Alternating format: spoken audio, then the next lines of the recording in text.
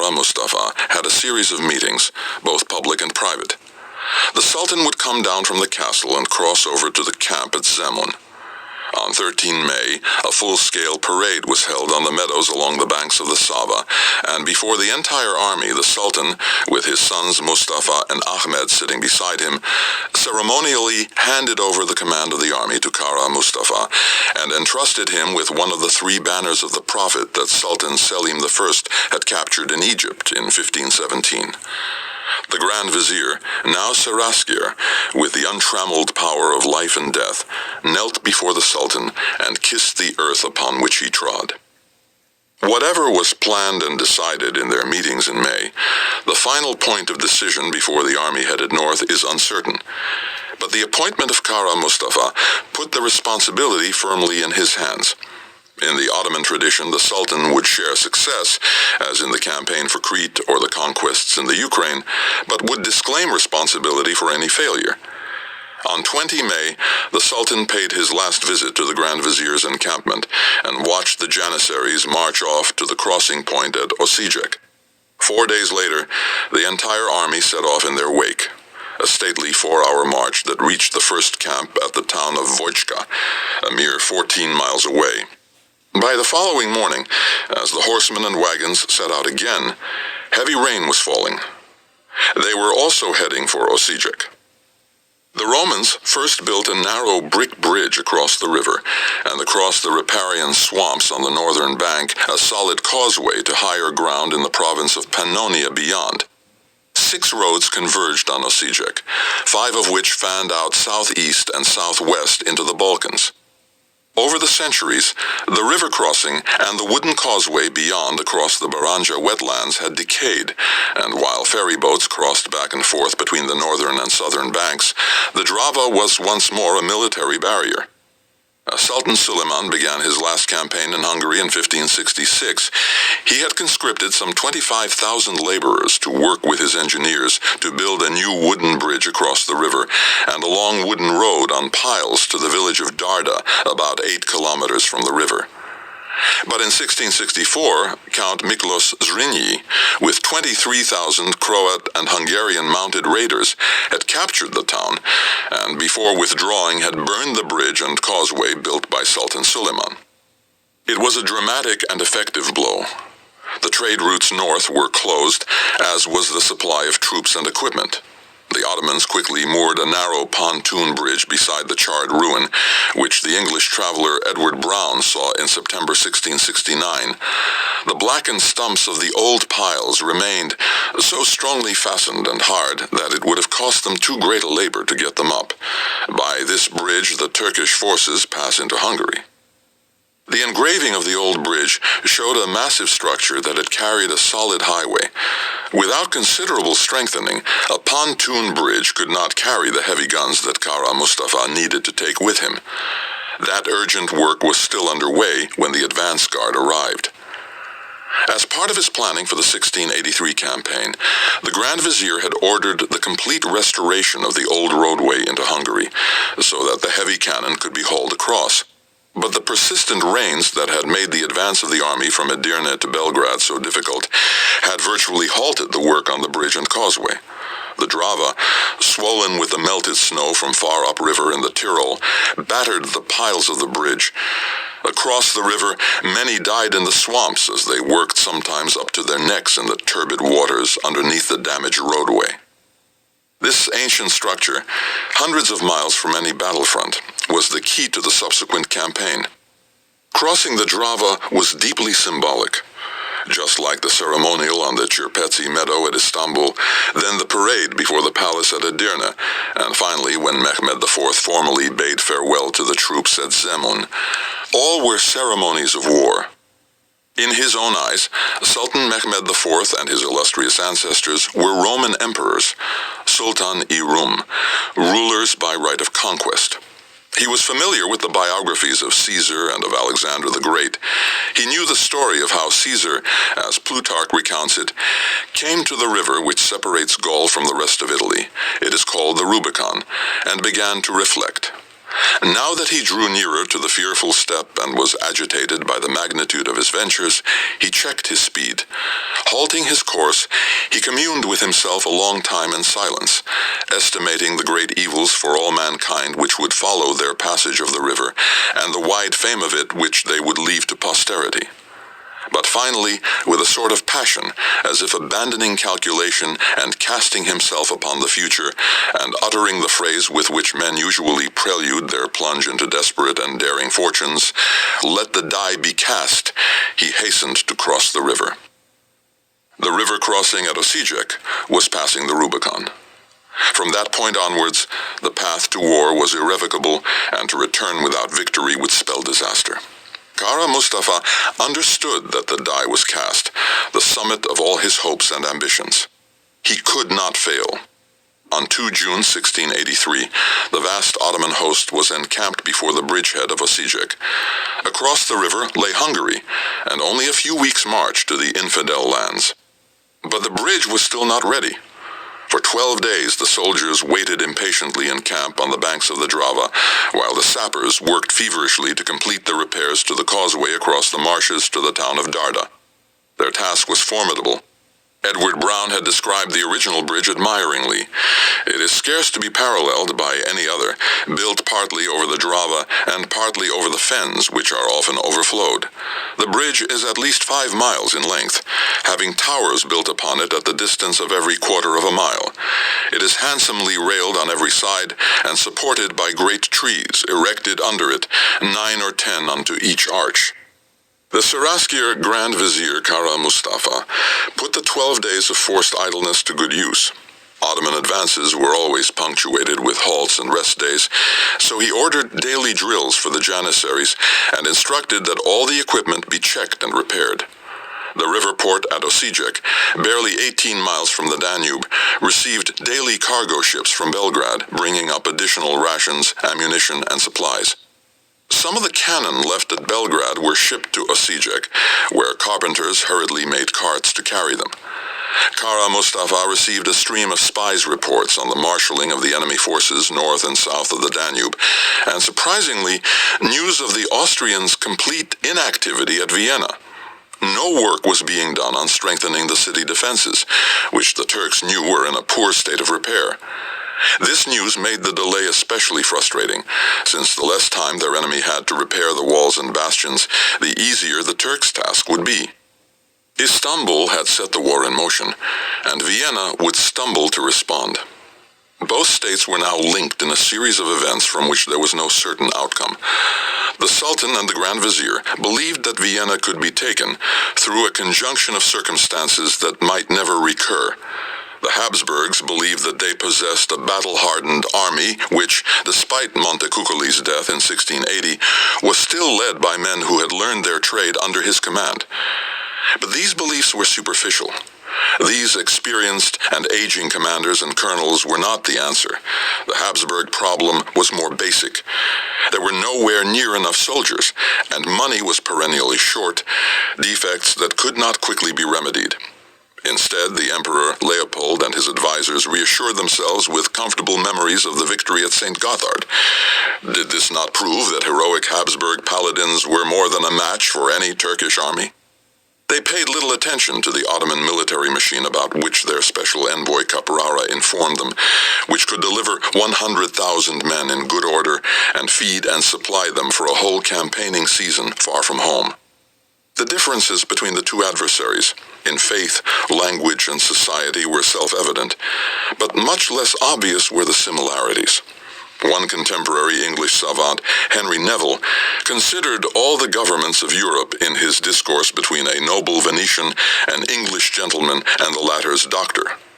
Neville observed that empires since ancient times were brought down by becoming enmeshed in ceremonious follies.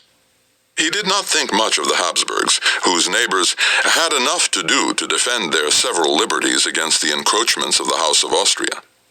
The Turks, by contrast, he believed might have been the best and firmest monarchy in the world, had not the Janissaries made the palace and the seraglio the shambles of their princes. But Vienna and Istanbul were both courts rooted in ancient traditions of ceremonious follies, and they had much in common. By the late 17th century, both the Habsburg court in Vienna and the Ottoman court in Istanbul had become detached from the real external world. This isolation had a considerable effect on the events of 1682-3. Both rulers, the Emperor Leopold I and Sultan Mehmed IV, shared a number of traits. In theory, they were all-powerful, but both had made themselves utterly dependent on the courtiers around them. Leading cloistered lives, both coming unexpectedly to power as minors, both devoted to books and manuscripts, they invested their time and energy in the hunting field. They were also equally reluctant to change their close advisors, who knew their master's will and whims. No contemporary political system fostered resolute independence by any courtier, but Vienna and Istanbul were exceptional in the reverence attached to the ruler. It was the duty of the courtier to preserve the tranquility of the monarch. So, Mehmed IV never heard the advice of the local commanders on the Hungarian front, notably the Pasha of Buda, who had sound reasons for opposing the Vienna adventure. Equally, Leopold never learned the dangers of his repressive policies in Hungary during the 1670s until it was too late, while all he gleaned from his advisors in 1682 was rosy optimism about the Turkish advance. It was, of course, just an accident of fate that had produced two rulers with these curious similarities of character. But the two empires that they ruled, although hereditary enemies, also had important elements in common. By the 1680s, they were the oldest great states of Europe, excluding the spiritual power of the popes. Habsburg and Ottoman alike had risen slowly to eminence during the 15th century, the Habsburgs always running a little behind the Ottomans and with more limited resources. Both had come to maturity in the early 16th century, with Charles V becoming Holy Roman Emperor in 1519, and Suleiman I succeeding his father Selim I as Sultan in 1520. Both dynasties created, and again the Habsburgs were some way behind the Ottomans, the first bureaucratic imperial systems in Europe since the Roman Empire, and both, by the 1680s, were tired and in need of renewal. In each of the major states in Europe, a new family ruled. In France, the Valois had given way to the Bourbons. In England, the Tudors to the Stuarts. In Spain, the last Spanish Habsburg ruler was perennially on the point of death, and he had no direct heir. In Sweden, the native house of Vasa had given way to a German prince, a nephew of the great Gustavus Adolphus. Each change in the ruling family, in effect a new management, eventually provided a systemic shock, often a transforming change of people and policy. The Ottomans and the Habsburgs, by contrast, had experienced only the relentless continuity of the family business for 150 years. Continuity was not the same as stability. There were the perpetual revolutions in the House of Osman, the murders, depositions, and violent uprisings so gleefully recorded by European writers. But through all this long history, the essential framework, the habitus, the complex web of custom and practice of the two states, remained unaltered. Significantly, in the 17th century, they both took increasing pride in their venerable antiquity compared with other societies. It was not as old as they believed or claimed. In the 16th century, each had found very modern solutions to the governmental problems they confronted. They created a systematic structure of rule centered on the ruler and his court. Both Ottomans and Habsburgs ruled where possible by creating precedents, by the monopoly of the records they carefully stored in their palace archives, by centralization of power, by systematizing the legal system, by creating administrative and political uniformity. In the Ottoman lands, they had created a powerful military system, something that would elude the Habsburgs until the 18th century. In each case, the key qualification is the phrase, where possible. The obsessive observance of tradition was central in both the Ottoman and the Habsburg worlds. As Stefan Gerasimos observed, as is the case in all traditional societies, among the Ottomans, innovation meant degeneration because it was perceived as a deviation from established order. Ottoman imperial processions were also an occasion on which to show off the might of the Ottoman state, to renew it, and to prove it to its own people and to everyone else. In the course of a festival, foreign envoys, government officials, the heads of guilds, and men of accomplishment and talent marched before the Sultan and presented him with gifts in a ceremony that implied a renewal of the whole world's allegiance to the sovereign. Indeed, during the circumcision feast of 1582, the greatest of all these festivals, the fact that the procession included representations of farmers plowing their fields, of fishermen catching fish, and of tradesmen and craftsmen of every kind plying their respective trades and crafts, needs to be considered as a proof and a sign that the sovereign was the caretaker of the established order that was marching before him. Under the circumstances, we should think of Ottoman imperial processions as events staged to alleviate social tensions and also to replenish political power and authority. Habsburg processions, religious rituals, tournaments, and stage productions had a similar intention. But in the 1680s, these two venerable dynasties had one profound difference. At that point, in the Ottoman world, the head of state could be a cipher. In the Habsburg system, he could not.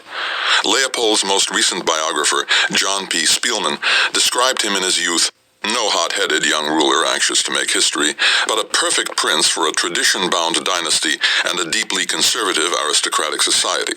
Modest, prudent, pious, neither a libertine nor a spoilsport, a quiet young gentleman content to let things run as they had done in the past. But the family tradition and the expectation was that the emperor should be active and not relinquish all power of decision to his ministers and servants, which was quite possible in the Ottoman system. In many ways, this was a hindrance to speedy and effective decisions, because Leopold was intensely cautious and a procrastinator. Equally, once the emperor had made a decision, he would not change his mind. He prayed nightly and listened devoutly to the answers he received. Symbolically, Mehmed IV had transferred the absolute power of command to Kara Mustafa at Belgrade, but none of Leopold's commanders in 1683 would have the same freedom of action. History, written with the benefit of hindsight, has generally regarded the Ottoman confidence in victory as delusional. How could the Turk possibly win so far from home and at the absolute extremity of their lines of supply? What folly! But just as purblind were the Habsburg attitudes. The emperor and his advisors were faced with an impossible conundrum. Where were the military resources of the Habsburgs best deployed? Against the menace of France in the west, or against the threat of the Ottomans to the east?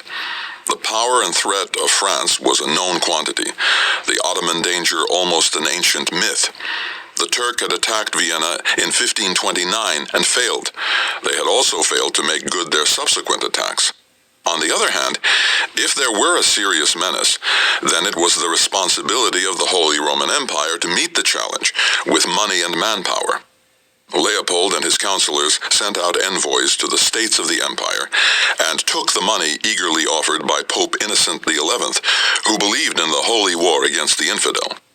Most creatively, Leopold pushed for an alliance of mutual defense with John III Sobieski, the King of Poland. Poland had already suffered Ottoman attacks north of the Dniester River in the 1670s. All these reactions were measured, calm, and politically assured. There was no panic, but instead the systematic response of a practiced and well-oiled administration, which then immediately passed on to other and more pressing matters, the threat from France. One of the best decisions that the emperor made on 6 May 1683 was to appoint his brother-in-law, Charles, Duke of Lorraine, to take the position as field commander, the role Montecuccoli had filled until his death almost 2 years before. Charles of Lorraine had fought in the French cavalcade against the Turks in the 1664 campaign and gained great renown in the wars against Louis XIV. In 1682, he was in semi-retirement, representing the emperor as the governor of Tyrol in Innsbruck. His contemporary, King John III Sobieski, later described him precisely. He had the long aquiline nose, almost like a parrot, much admired as a sign of good breeding. He was heavily scarred by smallpox, and he looked like a fighting soldier. He wears gray, unadorned, and a hat without a feather, and boots which were polished 2 or 3 months ago, with cork heels. His wig, a rotten one, is fair in color. His horse isn't bad, with an old saddle and trappings of worn and poor quality leather. He is obviously little concerned about his appearance, but he has the bearing of a person of quality. Nevertheless, he would not cut an imposing figure at the Polish or any other court. A member of the family which had long ruled the ancient Duchy of Lorraine, Charles had had a solid if not brilliant military career, but his loyalty to the Habsburgs was unquestionable. He admired and respected Leopold, whom he saw in a different light to many who knew only the emperor rather than the man. The Duke's greatest attribute as a commander was the affection and trust he inspired in his men, who knew his reputation as a courageous soldier. In battle, he was used to being in the thick of the fiercest fighting. He carried the scars of many battles, and in the field wore his dark red hair cropped short, usually discarding the rotten wig. But as the generalissimo, his duty was to eschew heroics and keep the army intact at all costs. It was, after all, the only line of defense for the Habsburg domains. The ceremonial handover of the command to Lorraine was as carefully stage-managed as the equivalent Ottoman ceremony at Belgrade when Kara Mustafa was invested with the power of Saraskir. Just as the Turkish host far to the south was making camp at Belgrade, the Emperor Leopold and his court, with all the foreign ambassadors in his train, left Vienna in a long procession of coaches for the plain of Kitzay, on the southern bank of the Danube, opposite Pressburg, today Bratislava. There the army that would defend Christian Europe was drawn up in field array for inspection. There were just over 32,000 men, paraded regiment by regiment, and ranged in front of them 72 guns and 15 mortars. At 8 in the morning, the Emperor and Empress, their 14-year-old daughter, Maria Antonia, and her newly betrothed, the Elector of Bavaria, Leopold's most significant ally, knelt before all the soldiers. The Archbishop of Gran celebrated Mass, with the accompaniment of the court choristers raising their voices to heaven. The Emperor and the court received the body of Christ from the Archbishop's own hands, and then, as the field chaplains passed through the ranks administering the sacrament, each soldier and officer also received a papal indulgence to bolster them in the coming struggle against the hereditary enemy. Later, Leopold added a further inducement by promise of an additional month's pay. It was, to no one's surprise, never paid. After the service, Leopold mounted a frisky stallion, and, followed by the imperial family and his entourage, rode on a slow tour of inspection through the ranks. For 4 hours he moved from contingent to contingent, congratulating them on their fine appearance, good discipline, and martial air.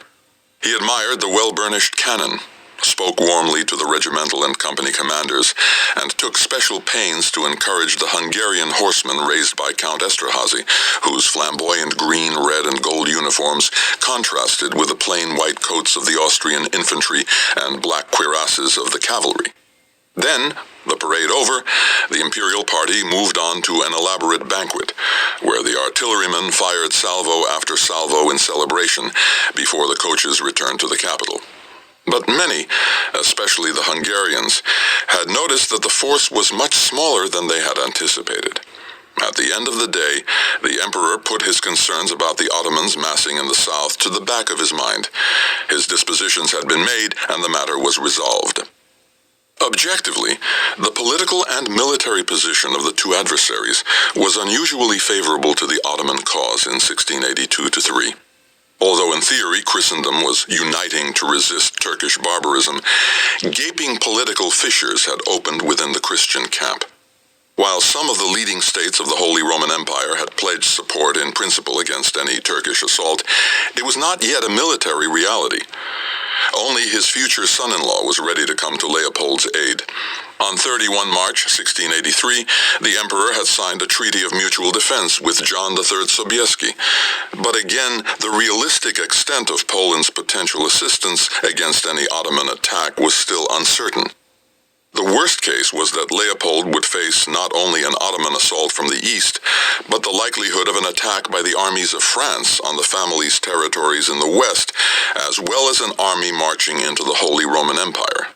The experienced French ambassador at Istanbul, the Comte de Guillerag, had been in post since 1679 and developed a close contact with the Grand Vizier, based on lavish French gifts and sedulous flattery by the ambassador. A little duplicitously, Guillerag assured Kara Mustafa that France believed it a remarkably opportune moment for the Turks to launch an attack, and his master, Louis XIV, would do everything in his power to support the Ottoman state. But most beneficial to the Ottoman cause in 1683 appeared to be the hatred of Hungarians, both Protestant and Catholic, for their king, the Emperor Leopold I. The Habsburgs endlessly proclaimed the benign quality of their rule. Ruler after ruler had emphasized the kindness and clemency of the dynasty. It was apparently inborn and deep in their collective nature. The reality was rather different. Propagandists for Leopold declared, "The House of Austria is as mild as honey, and only out of necessity it resorts to the sword and sheds the blood of the guilty."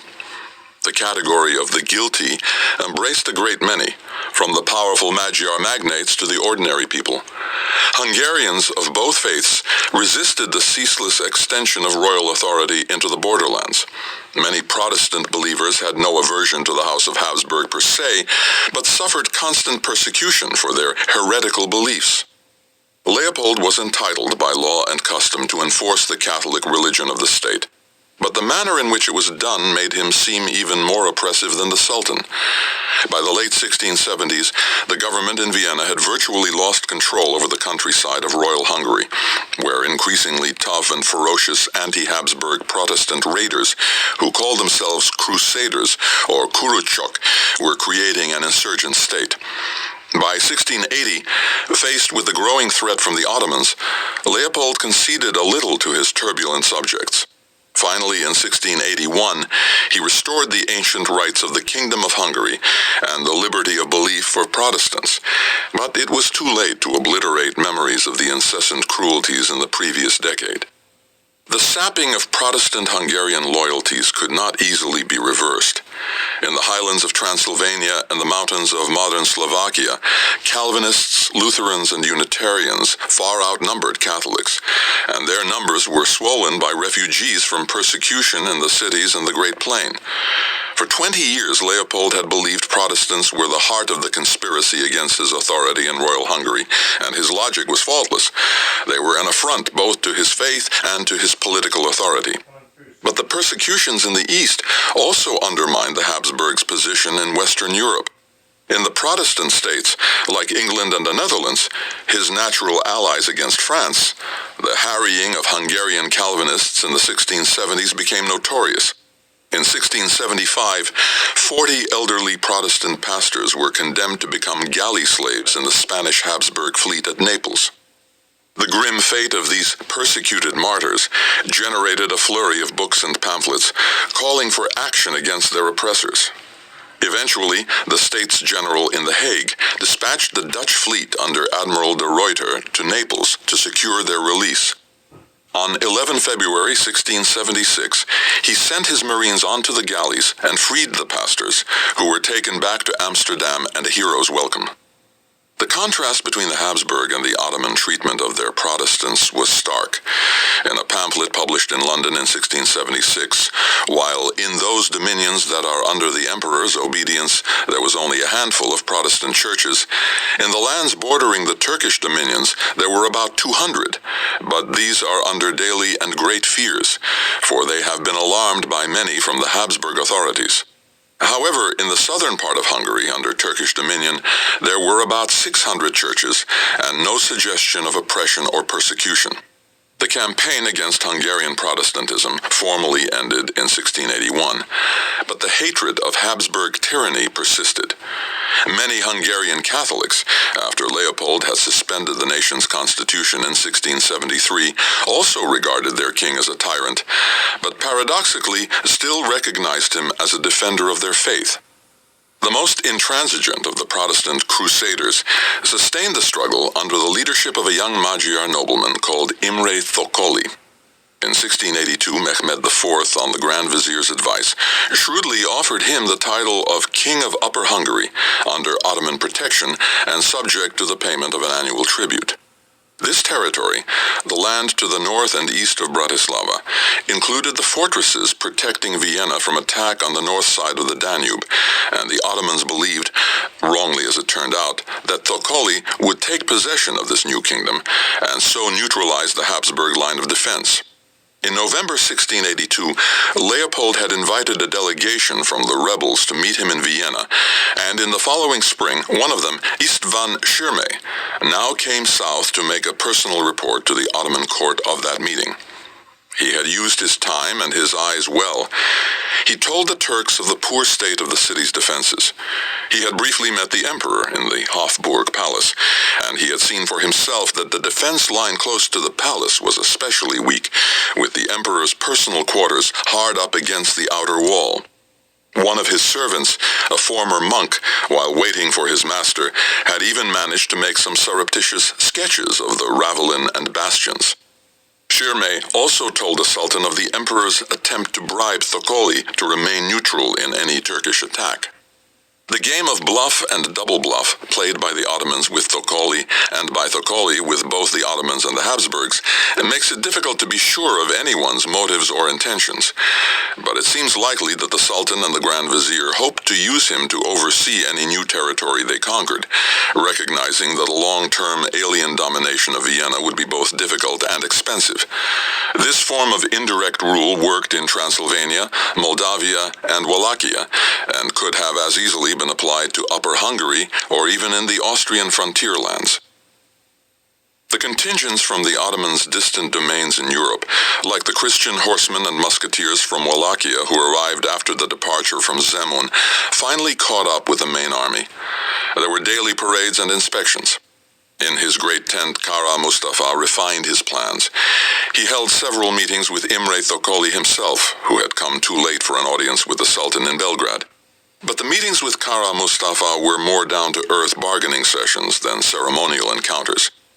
The commander's secret strategy depended, at the least, on a neutralized Hungary north of the Danube. He disbelieved Thokoli's wilder promises to raise the people of Royal Hungary against the Habsburgs, but it would be sufficient for his purposes if the rebels kept as many of the enemy troops occupied and far away from the main Ottoman thrust against Vienna. The Saraskir laid out the tempting prospect of the kingdom that Thokoli could, with Ottoman support, win for himself if all went well. Vienna might even be his capital, and a Hungarian would again rule in the city for the first time in centuries. Neither man could trust the other. Thokoli was secretly negotiating for an even better deal with the Emperor Leopold, while Kara Mustafa was notorious for ruthlessly ridding himself of anyone who outlived his raison d'etre. But for the time being, each suited the other's purposes. On 14 June, the construction completed, the Grand Vizier and his ally led the Ottoman host across the bridge of boats, crossing over the swamplands to the first settlement in Hungary. This was the true start of the war, the moment of commitment, for from Darda the highways fanned out northwards, and the Ottoman army was barely a month away from the frontier with the Habsburgs. As the Tartar horde moved forward, every morning, many clusters of perhaps 24 riders, each man trailing 2 or 3 horses, would detach themselves from the main body and disappear in the general direction of the enemy, some heading northwest towards Graz, others in the direction of Sopron, and many more north in the direction of the Danube. These were the commander's eyes and ears. Often they would return with prisoners or reports on the movement of the Habsburg troops. Other little bands would come in the other direction, rejoining the main band.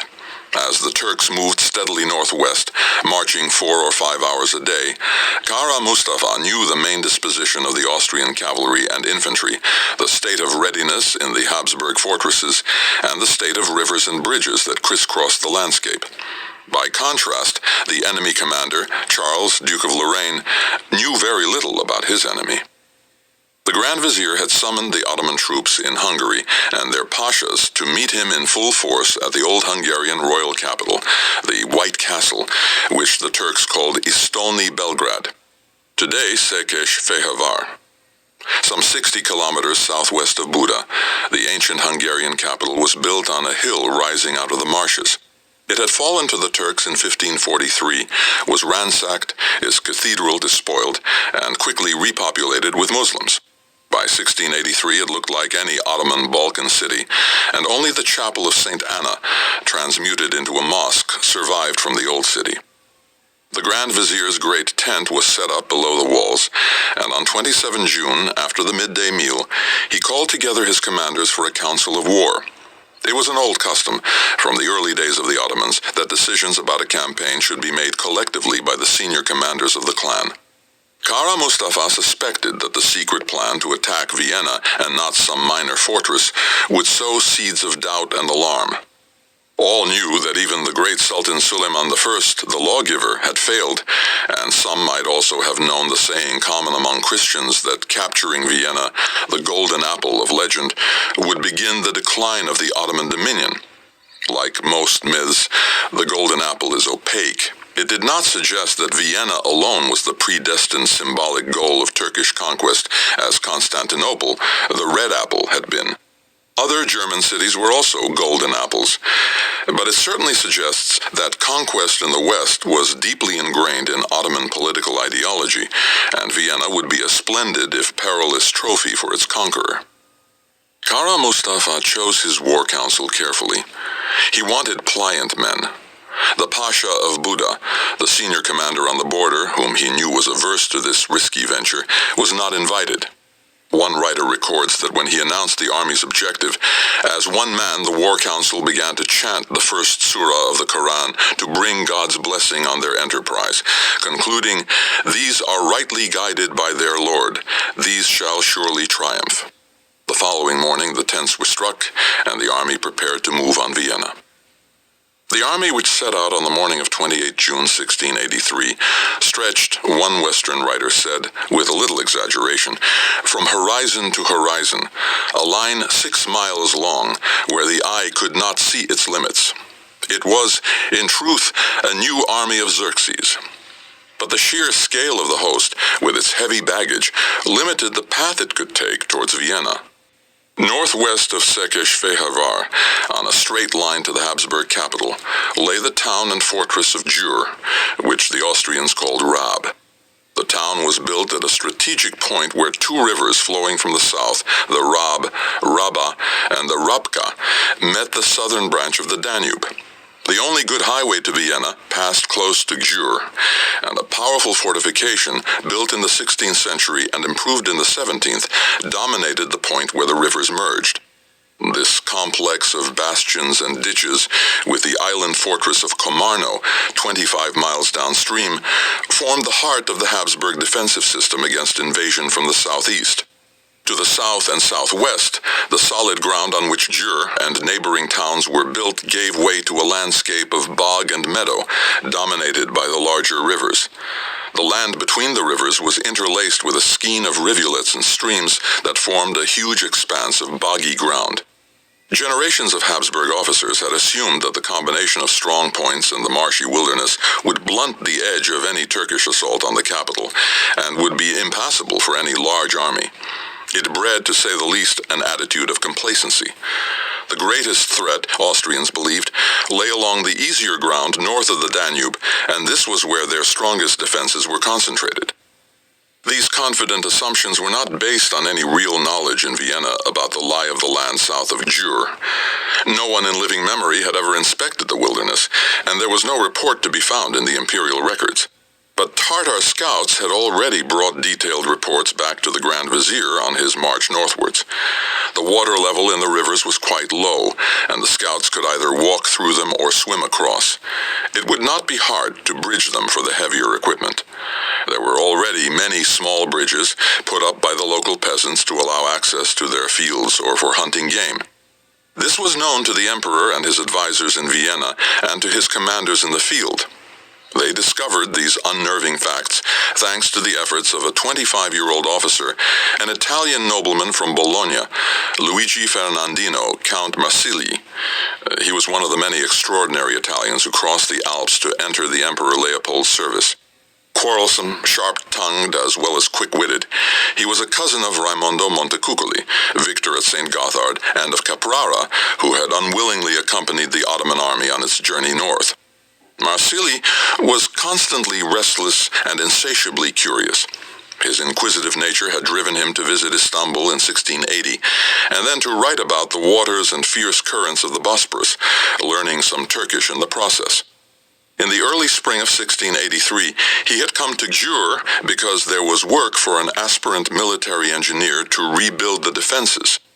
There he was told to visit the strange marshy world to the south of the city, which immediately piqued his curiosity. Marsili's report and a handful of his careful drawings showed that there was a path on more or less solid ground through the marshes, but by building temporary strongpoints and defending some of the fords, any enemy advance could be held up. But the frontier was definitely permeable all along the line of the river Raba, so Marsili was told to strengthen 38 vulnerable points down as far as St. Gothard, or destroy any bridges where that might hold up a Turkish advance. As the Ottomans advanced from Osijek, the Habsburg command still had no clear strategy and no sense of Turkish intentions. They had no knowledge day by day how far their opponents had moved forward, or even the direction in which they were heading. When Kara Mustafa arrived at Sekesh Fe Havar, they were still no wiser. Almost every senior Habsburg officer had his own opinion, each trying to enforce his own strategic view. The Ottoman commander might send his army south of the marshes towards Sopron, as Marsili believed he would, crossing the Raba and then wheeling his men north towards Vienna. Or he might march straight on to Gjur, the Habsburg stronghold south of the Danube, and storm it. He might even head due north, construct a pontoon bridge of boats across the Danube, and attack the fortresses north of the great river. In reality, it was inspiration and guesswork. They had no intelligence or reports from spies. They could only guess what this huge force would do. While the Turks were well informed of the disposition of the Habsburg forces, the emperor and his commanders enjoyed a benign ignorance. In the capital, the vital improvements to the defenses ordered by the renowned military engineer Georg Rimpler moved languidly forward in the unusual heat of an early summer. When Lorraine arrived in Vienna, he found a jumble of contradictory objectives and a clamor of advice. The emperor and his inner circle believed that he should take the offensive to demonstrate the battle readiness of the Habsburg army, and perhaps lay siege to Esztergom, a weakly defended Ottoman fortress far to the east on the bend of the Danube above Buda. Alternately, he could attack an Ottoman stronghold, Nove Zamki, closer to Gjur, but on the northern side of the Danube, which might encourage the Poles to come more rapidly to the support of their ally. But they also made it clear that none of these enterprises should be allowed to weaken the defense of Vienna or of Styria, so some troops would need to be detached so that they could guard the southern frontier along the Raba. Behind this chatter, a serious dispute was building between the Duke of Lorraine and the President of the War Council, Hermann, Marquis of Baden. The young son of the staunchly Catholic ruler of Baden in southern Germany, he had, like the emperor, been destined for the church, the fate of many younger sons of ruling families. He was aged 55 in 1683, and had been promoted to succeed Montecuccoli as president of the War Council in 1680. But he resented the fact that he had not gained the other post as the field commander, which the emperor gave to Lorraine. A tall and strikingly imposing figure, a loyal patron but a bad enemy, most of the senior officers were dependent upon his goodwill. Unsurprisingly, they usually parroted his views, very much the best strategy for an ambitious soldier. Lorraine reluctantly set out for Esztergom with his infantry and cavalry at the end of May, only to be summoned back by the emperor, who had changed the objective to Nove Zamki. While the men could march back and forth, the siege artillery could not be turned around so easily. By the end of the first week in June, heavy guns and mortars were stuck in the mud, some north, some south of the Danube. On 12 June, Lorraine arrived at his objective. After 10 days of desultory investment, the army headed south again. Marsili, who had been called north to the siege, was turned around and sent back post-haste to complete his work south of Győr. All the time, the Ottoman host was moving forward. 4 days after the Duke of Lorraine crossed the Danube again, they were encamped a few days' march away from Vienna. In those final days before the two armies came to grips, the fundamental difference between them is very evident. In the Ottoman host, despite the charade of a war council, a single man, Kara Mustafa, possessed an autocratic authority. As one senior officer, the provincial governor of the large, rich province of Damascus was supposed to have said to the Grand Vizier, "It is for you to command and for us to obey." The Habsburg army was a mosaic of conflicting commands. Different regiments, raised and commanded by their colonel, allies, mercenaries, and a host of private commands, and finally the militia. All depended on a powerful, respected, and experienced battlefield commander. There was no one to equal General Raimondo Montecuccoli, but he was dead. He had no peer or successor. There was certainly a system, a military bureaucracy, which in theory worked well, if very slowly. The only truly decisive voice was the Emperor Leopold himself, but he was tremulous, uncertain, and devoid of any military experience, and so wisely took the advice of the expert professionals. But whose advice should he follow in these extraordinary circumstances? Montecuccoli had been a savant, a war hero, and possessed of a steely temperament. In his youth he had been quarrelsome and febrile. By the time of St. Gothard he had calmed down a little, but in the end no one would challenge him. Dead, he had no obvious replacement. Lorraine, whom the old general had respected, was no substitute, but the best available. He also possessed a quality that his old patron had lacked: charm and diplomacy. In a war that depended on quarrelsome allies, pumped up with their own sense of self-importance, Lorraine was the past master of the tactful gesture. He was no great military thinker like Montecuccoli, and despite his status as a royal prince and the connection of the Habsburgs by marriage, he was a most unlikely courtier. But he elicited respect as an honest and courageous man, both calm and decisive. Leopold's response to most situations was also calm, and a good deal of prayer. In the last weeks of June and early days of July 1683, he did what he knew best. He decreed that prayers should be said continuously day and night in the Cathedral of St. Stephen, while all the guilds, trades, and corporations of the city were required to attend. The emperor and the imperial family appeared on Sunday at 9, the Danube fishermen on Thursday at 8, and the violin makers on Saturday at 3. He also reinstituted the old custom of the Turkish peal, Türkenglockern, with all the church bells in Vienna and the provincial towns ringing every morning. Outwardly, he gave no indication of any difficulty or crisis. He left the military planning to his officers and followed his daily routine without alteration.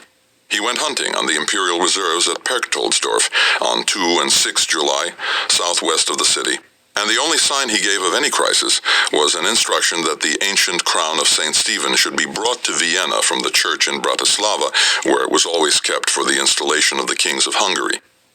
He returned to the city on the evening of 6 July, in good humor after an excellent day's hunting, although the blistering heat of the summer was now felt everywhere. On the next day, Saturday, 7 July, the emperor heard Mass in the early morning as normal, and proceeded impassively with his usual routine. But from about midday, a stream of messengers brought worsening reports from the Hungarian border. The news was catastrophic. The huge Ottoman army was on the move, spreading like a tidal wave westwards from Győr. The Tartars were across the marshes, moving fast, burning villages and setting fire to woodland and cornfields. But Kara Mustafa and the Turkish host were also on the march, moving very fast towards Vienna, creating a huge dust storm made by thousands of horses and marching men. They were heading towards the point opposite Bratislava, where a line of hills on the southern bank of the river matched the hills on the northern side. It was the last position before Vienna in which the army could make a stand and still hope to stop the Ottomans in their tracks. It was where Lorraine was basing the army, ironically, close to Kitze, where the Habsburg army had gathered for the Great Parade on 6 May, 2 months before. Beyond this high ground, At the village of Berg, the terrain became easier with the road open to the capital. As Lorraine had ridden out to review the position early in the morning, an officer galloped up from the east to tell him that the Turks had reached the town of Mosson, where the river Leita, the traditional boundary between Hungary and Austria, flowed into the Danube. As the Duke looked to the east, he could see a huge reddish cloud of dust rising into the air in the distance. Then, as they spoke, he noticed that there were numerous columns of smoke behind him, between the army and Vienna, indicating that the Turks' advance guard was already between him and the capital. Throughout the Shadow Campaign in June and July, the Habsburg army had consistently underestimated the capabilities of the Ottoman army. Many had assumed that it had become torpid and ineffective, that it would never even reach the frontier. Such intelligence as they had received appeared to confirm that judgment. Informers had suggested that the Grand Vizier was weak, undermined by rivalry and dissension among his commanders, and the host had relatively few good soldiers and a vast baggage train. Now Lorraine saw the enemy could outflank and overwhelm him. A soldier all his adult life, he knew he now had three tasks. First, to regroup his troops, strung out in positions on both sides of the Danube. He had to keep the army intact. Secondly, to slow the Ottoman advance to allow the capital a few days to ready its defenses. And thirdly, to recognize that with the weak forces at his disposal, he could do nothing to prevent the siege and possible capture of Vienna. This scenario of imminent catastrophe played out a few hours later in the emperor's rooms in the Hofburg. There was a swelling chorus of rumor. First, Count Auersperg, sent by Lorraine to report that the Turks had broken out from Jur. Then came General Ennio Caprara, brother of the ill-omened special envoy to Istanbul, who brought news that the Turks were across the Leita. Within the hour, Colonel Montecuccoli, son of the victor of St. Gotthard, arrived to say that the Tartars were harrying Lorraine's retreating troops, and, wrongly, that they had already seized the bridge across the river Fiska, the last natural barrier before the capital itself.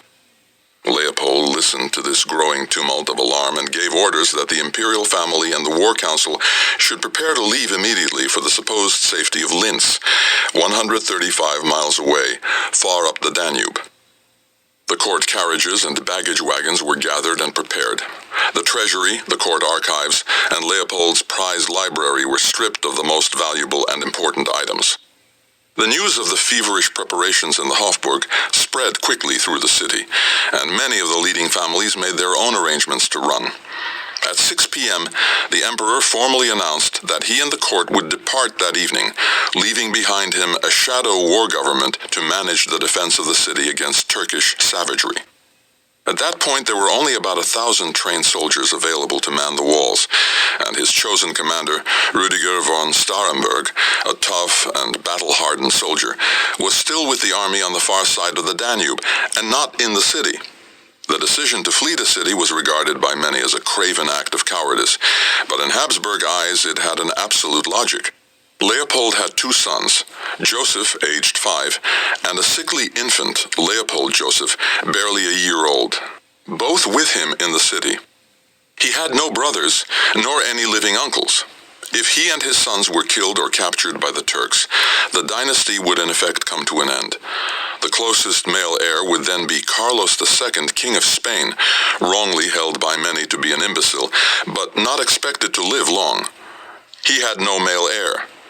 In Leopold's eyes, Vienna might be taken, but it could be recaptured or rebuilt. But with the loss of the ruler and his heirs, the last of the Habsburgs, the dynasty could never be restored.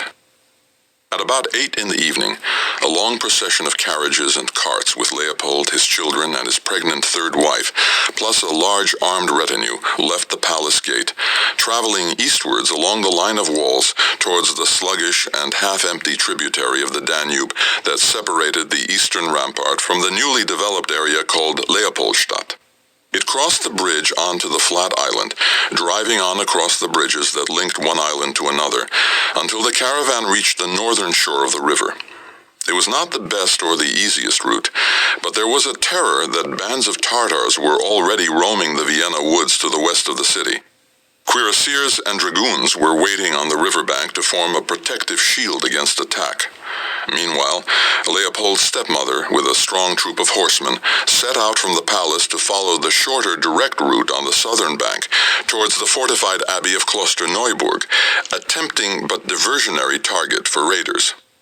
The two parties planned to meet upstream at the Abbey of Melk on its promontory high above the river. Leaving Vienna was not easy for Leopold I. Part of the Habsburgs' mythology was the courageous behavior of his grandfather, Ferdinand II, who in 1619 had been surrounded in the Hofburg by Protestant rebels from Bohemia. Ferdinand rejected their demands and put his fate into the hands of God. It became one of the key episodes in the panegyric The Virtues of Ferdinand by his confessor, La Mormaini. Ferdinand, elected King of Bohemia, still to be elected emperor and rejected by his Bohemian subjects, had shown no doubt or fear. As the enemy fired their muskets directly into his rooms, he was steadfast. This was the model for a Habsburg to follow, and his grandson had been found wanting. Nonetheless, Leopold had made the right political judgment. His duty lay in rallying the empire to provide the army that could, even if the city were lost, save Christendom from the infidel. Almost as soon as the imperial family reached the town of Linz, a legend of the emperor's heroic determination was already being written, although it could not entirely replace the evidence of a panic-stricken flight from danger. In reality, the emperor, like the people of Vienna, had been infected by the madness of the crowd. It was said that almost 60,000 people fled from the city in the days following the emperor's departure, with their places taken by refugees from the countryside seeking the protection of its walls. There was 1 week between the flight from the city to the arrival of the Turks and the beginning of an epic siege. In that time, the city had to be made ready for a fight to the finish.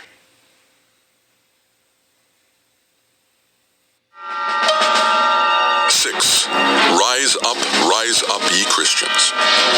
The straggling imperial cavalcade left the city on the evening of Wednesday, 7 July. 24 hours later, the new military commander of the city, Count Rüdiger von Starhemberg, returned to Vienna. Before the power and speed of the Ottoman advance became evident, Lorraine had split his cavalry regiments from his infantry, sending the foot soldiers across the Danube under Starhemberg's command, until the Turks' objective was unmistakable.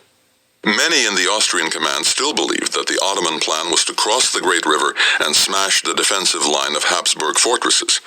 But once it was all too clear that their target was Vienna itself, Lorraine ordered Starhemberg and his regiments back to the capital as fast as they could march. He told him to ride ahead as rapidly as possible, using the pontoon bridges over the Danube at either Bratislava or Vienna itself, whichever would cause the least delay. On the southern bank, Lorraine, now fearful of being outflanked and attacked on several sides by the faster-moving Ottoman horsemen, had fallen back before the Sipahis, leaving the infantry on the northern bank to make the best speed they could. The swiftness of the Turks' advance was evident from the dust clouds that swirled ever closer to Lorraine's outnumbered cuirassiers and dragoons. Riding hard, they managed to put some distance between themselves and the Ottoman host, largely because the Turks had slowed their pace.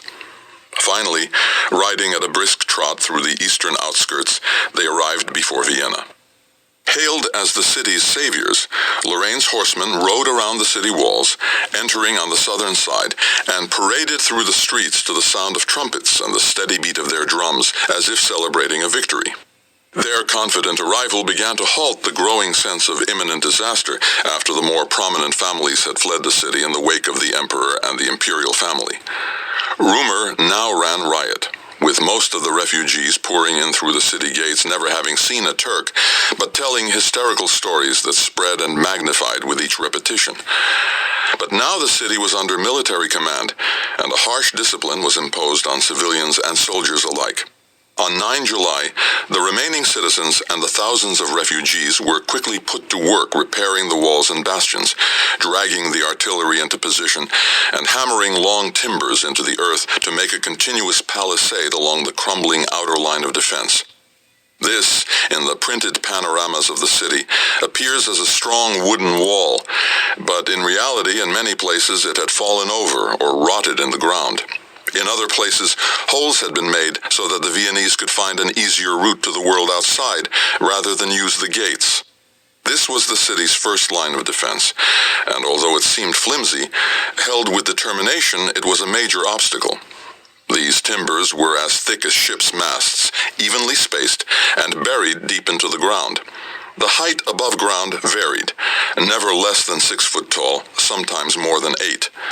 Only a direct hit from a cannonball would obliterate them, although gunfire could splinter and shred the new bulwarks.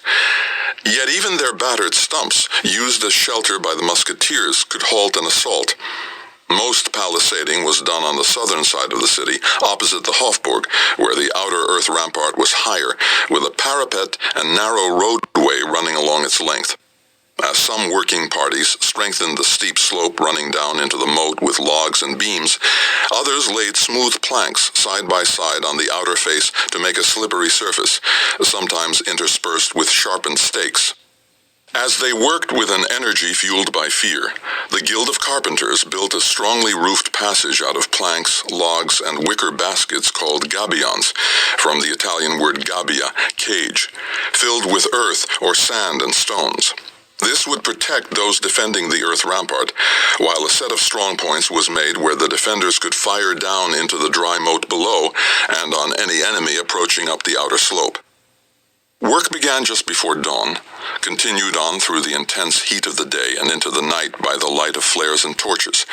The whole population was mobilized, and even the hundreds of monks and priests labored with the laity. The sense of crisis comes out in the diary kept by Johann Welkeren, a military judge-advocate who lived through the siege in the city. No time was lost, nor labor spared by all sorts of men and sexes, young and old, both laity and clergy, as well in the digging and removing the earth as planing, leveling the ditches, and making them deeper, that the enemy might find the passage more difficult. As they worked, it became clear that Vienna was woefully unprepared for a siege. The city, in military terms, was a 13th century walled town, to which, through the 16th and 17th centuries, more effective and modern fortifications had been added piecemeal to the older defenses. The people of England had indirectly financed those first walls. The great crusader King Richard the Lionheart had fallen out with his rival and fellow crusader Leopold V of Babenberg, Duke of Austria. On returning from the Third Crusade, Richard made the mistake of traveling in disguise through the Duke's lands on his way home. Captured, imprisoned, accused of murder, he was freed only on payment of a huge ransom, approximately twice the entire annual revenues of England. The reputed 600 buckets of silver paid for the grand new walls for Leopold of Babenberg's capital, Vienna, and for his pet project, the new frontier town of Wiener Neustadt to the south. The splendid ramparts and towers were completed by his son, Leopold VI the Glorious, and Joseph Matthias Trenkwald's romantic painting of 1872 depicted the day in 1221 that he first rode ceremoniously into the city. When the walls were first put up, open spaces and vegetable gardens interspersed the streets and houses, but by the early 16th century these open spaces had mostly been built over. By the time Sultan Suleiman I had laid siege to the city in 1529, Vienna, still shut in the same medieval walls and gates, had almost outgrown its vital resources of water and housing. Then the city had survived the siege largely by good luck, because the Turkish miners took longer than anticipated to breach the walls near the Corinthian gate, and an early onset of winter forced the Ottoman army to retreat. But after that terrifying experience, from the late 1530s onwards, a new ring of defenses was slowly constructed just beyond the old perimeter. These new strongpoints, massive bastions, extended out from the ancient walls, while the walls themselves were lowered, strengthened, buttressed, and rebuilt, becoming the outer wall, or enceinte, for the new defense line. Inside the city, as noblemen, churchmen, and merchants had created new grand residences during the 16th and the early 17th centuries, Vienna within the walls became even more crowded and oppressive. Inevitably, as the Habsburgs became secure in their imperial status, Vienna grew prodigiously, but it had to be upwards more than outwards, until eventually the city spilled out beyond the new defense line. In 1529, the only visually dominant building had been the Cathedral of St. Stephen.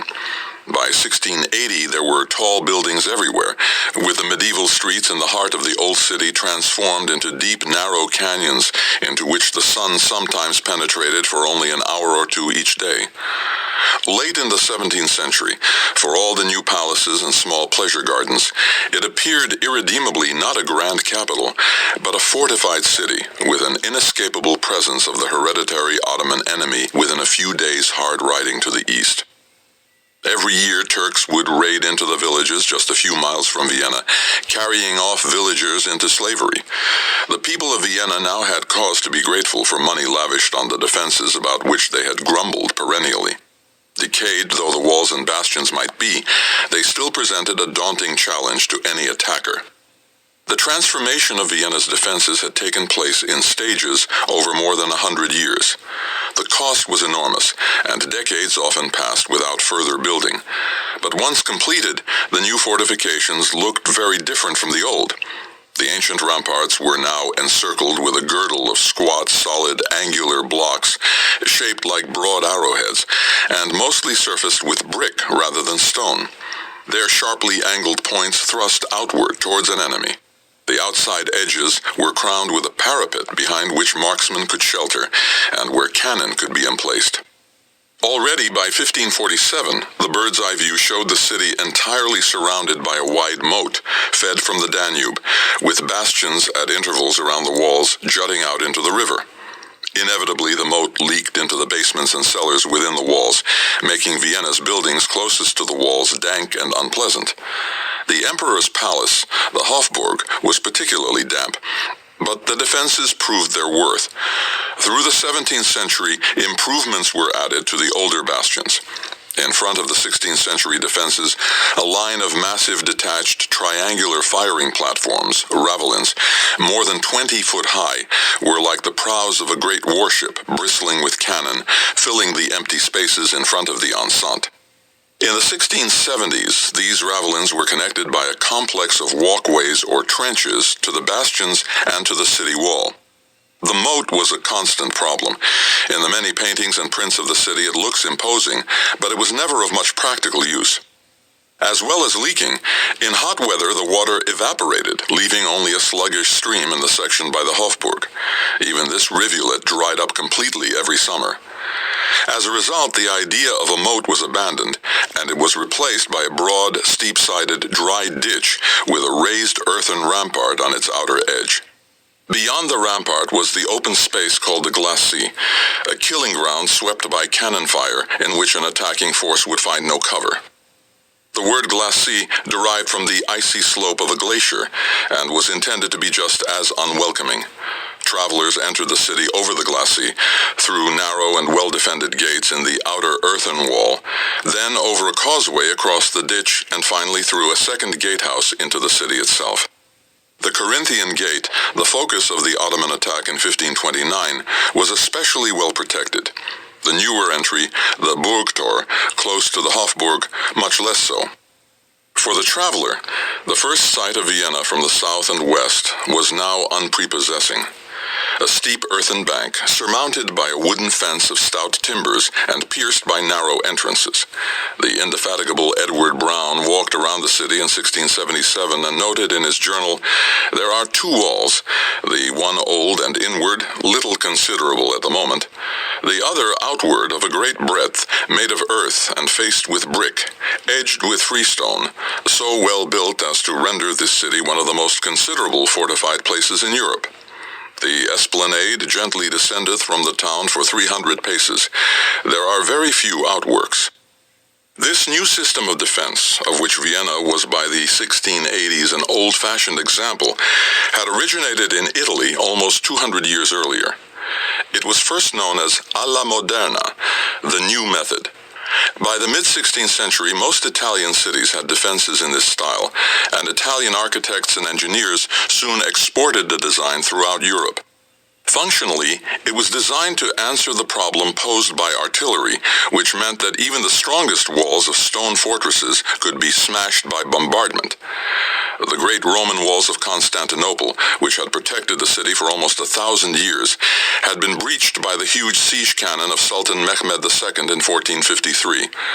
Under constant bombardment, stone fortresses would in effect auto-destruct, brought down by the basic laws of physics.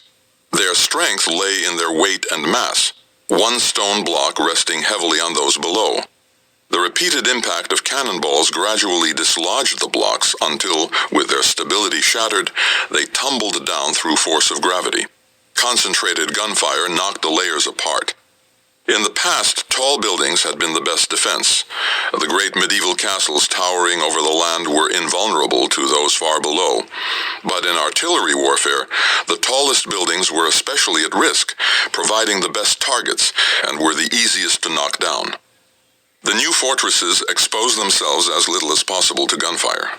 Often the ground around them was artificially raised to make it impossible for artillery to fire directly at close range against walls or strongpoints. In this new era, the best defenses were those that could absorb the shock of gunfire and would not be destroyed by it. Packed earth, held in place by brick or even timber, was all but impervious to cannonballs. This new military architecture bred its own theories, fads, and philosophies. The conceptual geometrical symmetries of the new science of fortification attracted artists and designers as much as military men. Dürer, Michelangelo, and many others applied their sense of line and design to the arts of war. This modern art of military architecture united the natural resources of the earth with gunpowder weapons. The two were inseparable. Bonding human artifice to the forces of nature was pioneered by architects deeply infused with the holistic concepts of the Renaissance. In his book, The Universal Idea of Architecture, Vincenzo Scamozzi wrote, "For a powerful and well-designed fortress, you must dispose and arrange the elements in the same way that nature, the true teacher of all things, has ordered." They looked to nature in all its aspects for the answer. What terrain was best for building fortresses? What natural animal was strongest and best defended and could resist much more powerful beasts? The answer was familiar and close at hand. Not the noble lion or even the heavily armored rhinoceros, but the istrice, or porcupine, an animal very familiar to Italians. Pacific in temperament, it had no natural enemies, because once roused it was almost impossible to overcome without the aggressor receiving savage wounds. If attacked, it would raise an almost impenetrable array of strong, sharp quills. King Louis XII of France, 1462 to 1515, chose the porcupine as his emblem, coupled with the motto, "From near and far I can defend myself." Symbolically, it resembled the mass of pikemen, the Spanish tercio, which was the key innovation of 16th century warfare. The tercios, pikemen, were supported by detachments of musketeers, who could indeed defend from afar. The motif of strong defense was applied both to military architecture and to strong formations like the tercio, that were vulnerable only to gunfire. The great military thinker, the Habsburg general Raimondo Montecuccoli, described the pikemen en masse as the castles of the battlefield. The new fortresses exemplified this emblematic theme. Bristling on every side like a porcupine, they left no obvious gap or point of weakness for an enemy attack. With low earth ramparts, solid bastions, and detached strongpoints, they provided a meager target for artillery fire. Military architects and engineers designed a space close to the walls and bastions where an attacker could neither move nor take shelter, but was showered with deadly gunfire from above, from the flanks, and from the front. Firearms were the sine qua non of these new natural defenses. Cram a rampart or an arrowhead bastion with cannon and with men firing muskets or arquebuses, these defenders could scythe down attackers long before they came within striking distance of the walls. It was an epic struggle, as the modern historian of siege warfare Christopher Duffy put it, of fire and stone. With the confidence born of defending a secure position, stone, the defenders could hold the attack at a safe distance. But if the elaborate defenses were once breached, this neat equation of power would be reversed. Then the advantage would return to the assailants. The skill of the engineer was to prevent this happening. The complex of bastions, joined by a strongly built curtain wall with the outworks that Brown mentioned, generated a whole new specialist idiom and a new form of geometry. In their drawings, architects sketched in the lines of fire, showing how the walls, bastions, and outer ramparts created an unconquerable system of defense. But the Ottomans had already shown on Crete, with the capture of Candia in 1669, that even the new defenses could be overwhelmed, but not by cannon fire or head-on assault. They had pioneered the arts of tunneling beneath walls and bastions, and then demolishing them from below by exploding gunpowder mines. It was rare by the 1680s that a well-defended fortress could be overwhelmed by a frontal assault, although the Swedish armies of Gustavus Adolphus had done so with success in the early stages of the 30 Years' War. The dangers and difficulties were obvious. Attackers had to cross a succession of obstacles, clambering over low ramparts, wading or swimming across moats, or scaling the walls of deep ditches, then battling across an open killing ground, all the time under fire. At close quarters from the ditch, the massive new defenses towered over the attackers below like gigantic buttes or giant boulders. The parapet crammed with infantrymen armed with matchlocks, wheel locks, or, latterly, flintlocks, interspersed with artillery pieces that could blast the attackers' formations advancing en masse. As the art of fortification developed, military architects began to design fortresses to cope with every type of assault, including mining. But the best defenses could only be made when they had a new site, a tabula rasa, chosen with a view to defense. Some of the best were isolated fortresses protected by deep water, like Kamarno and Jor. Some of the worst were large walled towns with a sizable area to defend. Vienna posed insuperable difficulties for even the most inspired engineer. Rivers ran past two sides of the city. To the east, one of the many branches of the Danube had been turned into a sluggish channel or canal, which followed the line of the city walls on the northern and eastern sides before bending back to join the main line of the river. This was Vienna's port, and at one time it also provided the water for the ill-starred moat that ran around the line of defenses. Nevertheless, water remained the most effective barrier against mining, but by 1683 the moat no longer served its original purpose. On the canal side to the east of the city, a century of erosion and the constant dumping of rubbish had made the channel shallower. Where it had dried out in summer, holes and cracks appeared in the banks, through which the water would drain away. On the southwestern side of the city, a narrow river called the Wien ran down from the high ground of the Vienna woods to join the Danube, but it too was often dry during the summer. However, after only a few days' heavy summer rain, it could turn into a torrent, overflowing its banks almost up to the city walls close to where it joined the Danube Canal. The two rivers, the Danube Canal and the River Wien, made it impossible to build a strong modern defense in depth. The weakest point in the city's perimeter was undoubtedly the eastern flank facing the Leopoldstadt Island, which was surrounded by the Danube on all sides, both by the canal and by the main stream of the river. There was no space to build proper bastions and ravelins between the old city wall and the riverbank, and in a bird's-eye map produced by Heinrich Schmidt, the quays and wharfs looked like a gaping hole in a solid line of protection, secured only by a massive wooden palisade and the old medieval walls. This weak point was well known to the Habsburg War Council, and some of the most recent rebuilding of the defense system had been carried out there in the 1670s. But there was little that could be done to strengthen it without demolishing a large part of the old city. Yet this tantalizing vulnerability also posed great problems for any attacking force. A general would have to move a large body of men and equipment onto the Leopoldstadt Island, where there was little room for maneuver, and where, in effect, they could easily be trapped. Although the Danube was often low enough to wade across, sudden rain could increase the flow in a matter of a few hours. This indeed happened during the siege of 1683. Moreover, the Ottomans remembered the flash flood which had trapped their army at St. Gothard in 1664. Most dangerous of all for an attacking army, with the river so close to the walls, it gave no opportunity for any kind of mining. The palisade and then the city wall could only be taken by heavy bombardment and then by storm.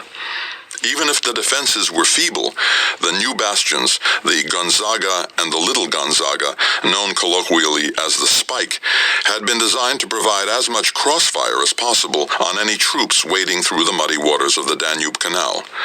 An assault would be very bloody and with no guarantee of success. The walls facing the River Vien were another obvious weak point. When the riverbed was dry, an attacker could begin to dig trenches from a point very close to the walls. On the southeastern corner there were orchards and many buildings between the river bend and the bastions, providing even better cover for an attacking force. The bastions in this area were small and did not provide much space for either men or cannon. Yet although they lacked the sophistication of more up-to-date work and were in a poor state of repair, their basic design was good. Ahead of each bastion was a new ravelin, whose cannon and musketeers would have to be overwhelmed before the bastions and the walls could be assailed. The land to the southwest sloped gently down towards the city, and apart from a few streams was dry and flat. To the north it sloped up more steeply towards the walls. For these reasons, the main expansion of Vienna beyond the walls had spread outward on this southern flank, an area of villas, some industry, and the occasional nobleman's palace. Here it was possible to build on a much grander scale than within the cramped, narrow streets of the walled city. Some rich men had a town palace and also a summer palace in these new suburbs. All the theories of military architecture decreed that the space in front of a fortification should be kept completely clear of any buildings or obstructions for several hundred yards, since these could provide shelter for an attacker's artillery and would allow mining to begin from a point close to the walls. There had been plans since the mid-16th century to extend the defenses to enclose these new districts to the west and on the Leopoldstadt Island to the east, or alternatively to demolish the new buildings. But the expansion of these suburbs proved irresistible, and despite many edicts to remove them, nothing was done. Eventually, in 1704, some 20 years after the Ottoman attack in 1683, and faced with a new crop of marauders from Hungary, a new protective earth rampart, the Linnean Wall, and a deep ditch were constructed in a huge arc around the city and its suburbs. Traces of these defense lines remain to this day. The Ringstrasse essentially follows the inner line of the old city defenses, while the Gürtel, or girdle, has taken the place of the Linnean Wall. By 1683, Vienna would have been in a splendid state to resist the first Ottoman siege that it had suffered.